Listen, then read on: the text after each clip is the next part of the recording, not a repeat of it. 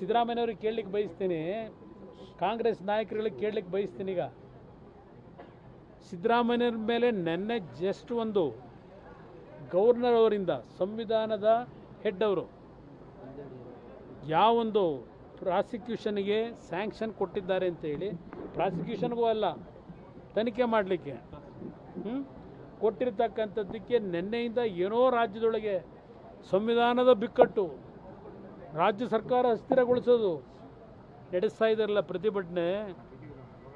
ಪಾರ್ಲಿಮೆಂಟ್ನಲ್ಲಿ ನಡೆಸಿದಾರಲ್ಲ, ಸಂವಿಧಾನವನ್ನು ಸರ್ವನಾಶ ಮಾಡಿಕೊಟ್ಬಿಟ್ಟವ್ರೆ B J ಪಿಯವರು. ಓದ್ ತಗೊಳಕ್ಕೆ ಬಂದ್ರಲ್ಲಪ್ಪ ಸಂವಿಧಾನದ ಬುಕ್ ಹಿಡ್ಕೊಂಡು ಪಾರ್ಲಿಮೆಂಟ್ಗೆ. ಕೆಂಪು ಕಿಟ್ಟು ಇದೆ ಸಂವಿಧಾನದ ರಕ್ಷಣೆ.